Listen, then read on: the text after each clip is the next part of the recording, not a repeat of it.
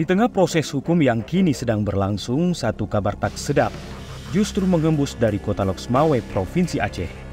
Kabarnya, oknum jaksa SC dan RK di Kejaksaan Negeri atau Kejari Loksmawe mengintimidasi salah satu tersangka kasus dugaan korupsi pajak penerangan jalan di kota tersebut. Dugaan perbuatan tak elok ini terjadi karena tersangka tadi melakukan pra-peradilan terhadap Kejari setempat. Akibatnya, tim kuasa hukum bersama tersangka, yaitu Haji Zaini Zalil SH, Erlanda Julian Saputra SH MH, Muslim AR SH dan rekan, melaporkan dugaan ini kepada Jaksa Agung Muda Bidang Pengawasan atau Jamwas, Kejaksaan Agung Kejagung RI di Jakarta. Zaini Zalil, salah satu kuasa hukum tersangka, mengungkap perbuatan tersebut dilakukan saat SC dan RK menjemput paksa salah satu klien mereka menjelang tengah malam. Zaini mengatakan mereka diintimidasi untuk mencabut pra-peradilan dan diancam akan diberatkan tuntutannya apabila tetap melanjutkan pra-peradilan pada Kamis 7 Desember 2023 lalu di Banda Aceh. Tak hanya itu, kedua oknum tersebut juga mengancam akan segera menetapkan kembali klien mereka sebagai tersangka jika memenangkan pra-peradilan. Hanya itu, tidak juga. Yang tak kalah miris, kedua oknum jaksa tersebut juga bertanya berapa jumlah honor yang dibayar kepada pengacara. Hal lainnya, menawarkan tuntutan ringan apabila mencabut pra-peradilan dan sejumlah pernyataan yang tidak etis dengan menuduh tuduhan tertentu kepada majelis hakim. Zaini Zalil mengatakan, itu sebabnya tim kuasa hukum tersangka melaporkan kedua nama oknum tadi, termasuk kepada Asisten Pengawas atau Aswas Kejaksaan Tinggi Aceh di Banda Aceh. Setelah kami dalami, ternyata kedua oknum tersebut kabarnya sebagai penjaga tahanan. Tapi dalam laporannya menyebutkan, keduanya merupakan jaksa fungsional sehingga peranan Aswas dan Jamwas menjadi penting guna memastikan oknum tersebut sesungguhnya siapa dan atas dasar apa mereka menyampaikan hal demikian. Sebagai kuasa hukum, pihaknya mengaku kecewa dengan sikap tersebut karena ada proses yang tidak fair dan sangat bertentangan dengan prinsip penegakan hukum. Karena itu, atas berbagai pertimbangan, Zaini Zalil mengaku mencabut permohonan Prapit menjelang putusan. Mereka khawatir intimidasi serupa dapat terjadi kembali. Karenanya, dia meminta Kejaksaan Tinggi Aceh memberikan perlindungan terhadap klien mereka. Tak hanya itu, Zaini Zalil juga mengungkap, dalam proses pra-peradilan yang sudah berlangsung beberapa hari lalu, ditemukan sejumlah fakta dan bukti. Ternyata selama para tersangka ditetapkan dan ditahan hanya melalui surat hasil ekspos kejaksaan semata. Padahal, undang-undang dan putusan Mahkamah Konstitusi secara tegas menyatakan hanya BPK dan BPKP yang berhak merilis perhitungan kerugian negara. Sehingga dalam hal ini Kejaksaan Loksmawe menilai telah abuse of power dan menyalahgunakan kewenangannya selaku penyidik.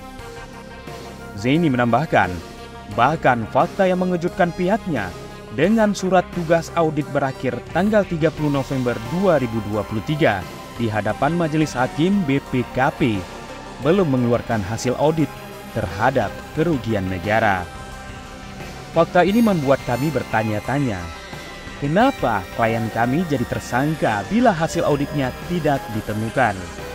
Sebab esensi dari pasal 3 dan pasal 2 Undang-Undang Tipikor itu harus ada kerugian negara dan BPKP tidak pernah mengeluarkan hasil audit tersebut. Ini sesuai pemberitaan di dua media online lokal tanggal 5 Desember 2023. Intinya, BPKP tidak mengeluarkan hasil perhitungan kerugian negara. Terkait tuduhan korupsi, menurut Zaini Zalil, pemungutan pajak penerangan jalan (PPJ) sudah dilakukan PLN selaku wajib pajak sejak lama dan untuk Kota Loksmawe sudah dilakukan sejak tahun 2012. Itu ada dasar hukumnya, yaitu Kanun dan MOU antara PLN dan Pemko Lok Sumawe. Jika tidak ada yang salah, di sisi lain, hak pungut atau sebutan lain insentif yang menurut jaksa tidak bisa diterima tersangka hanya berdasarkan asumsi. Sebab, insentif itu diperkenankan dan ada dasar hukumnya, baik peraturan pemerintah maupun aturan lain. Tentu, apa yang disampaikan Zaini Zalil tidak begitu saja diaminkan Kepala Kejaksaan Negeri atau Kejari Lok Sumawe lalu, Saifuddin SH.MH. Melalui kasih intelijen Teri Gutama SH.MH saat dikonfirmasi media ini, pada Kamis 7 Desember 2023 di Lok Sumawe, membantah semua tuduhan intimidasi yang dilakukan oknum Kejari berinisial SC dan RK tadi. Ia menegaskan tidak ada penjemputan paksa seperti yang dituduhkan kuasa hukum tersangka. Sebab rutan itu punya SOP dan tidak bisa main jemput paksa. Lalu mengaku malah pihaknya merasa dirugikan karena sudah capek-capek sidang, pembuktian dan tinggal baca putusan Prapit malah dicabut. Teri Gutama menyebutkan pihak dari pemohon sudah 2 kali mencabut permohonan Prapit yang sebelumnya telah diajukan. Jangan karena pemohon tidak mampu membuktikan dalil-dalilnya, terus menuduh jaksa yang menjemput paksa. Teri tidak mempermasalahkan hal tersebut. Saat disinggung, perkara tersebut sudah dilaporkan kepada Jaksa Agung Muda Bidang Pengawasan atau Jamwas dan Kejaksaan Agung Kejagung RI. Nah, lepas atau tidak dugaan intimidasi tadi, yang jelas Jaksa Agung tak segan pidanakan jajarannya jika terbukti melakukan pelanggaran. Komitmen tersebut ditegaskan Jaksa Agung Republik Indonesia Sani Tiar Burhanuddin dalam keterangan kepada media pers 27 Juli 2023 lalu di Jakarta. Ia mengaku tidak segan memidanakan oknum jaksa yang terbukti melakukan pelanggaran berat. Burhanuddin juga meminta kepada jajarannya agar tidak merusak kepercayaan publik kepada Korps Adiaksa. Jangan menodai kepercayaan masyarakat oleh oknum-oknum kejaksaan. Saya akan tindak tegas dan bahkan tidak segan-segan memidanakan apabila terbukti ada kesalahan berat. Ini semata-mata untuk menjaga marwah kejaksaan, kata Burhanuddin. Pernyataan itu terkait adanya dugaan bahwa oknum jaksa di Sumatera Selatan melakukan intimidasi terhadap siswa SMP. Lebih lanjut, Burhanuddin mengaku menerapkan zero toleransi terhadap pelanggaran berat. Karena itu, ia meminta jajarannya menjaga marwah kejaksaan dengan menegakkan profesionalisme dan integritas. Jaksa Agung juga menyampaikan bahwa upaya untuk meningkatkan kepercayaan publik tidak hanya diperoleh dengan kinerja dalam proses penegakan hukum.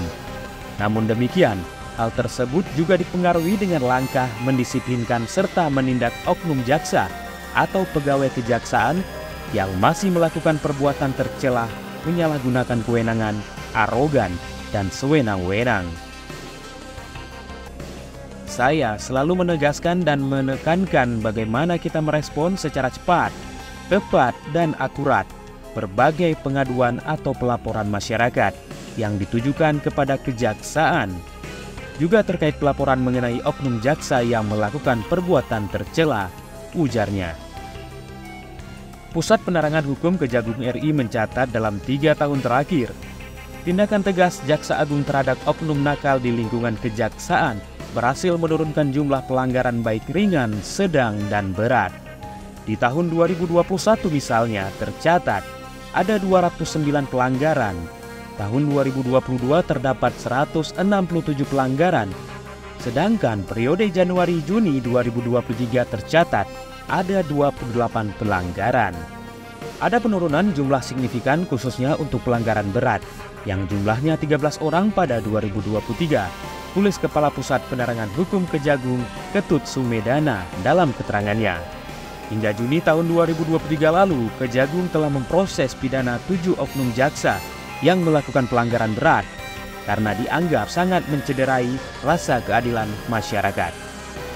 Rinciannya, 3 orang di wilayah Kejaksaan Tinggi Lampung, 1 orang Kejaksaan Tinggi NTB, 1 orang Kejaksaan Negeri Palu, 1 orang Kejaksaan Negeri Sumatera Selatan, dan 1 orang di Kejaksaan Negeri Pangkep. Rata-rata seluruhnya sudah pada tahap persidangan, ungkap Ketut. Semoga bidak untuk oknum jaksa di Aceh. Jangan lupa like, komen, dan subscribe. Serta aktifkan lonceng notifikasi.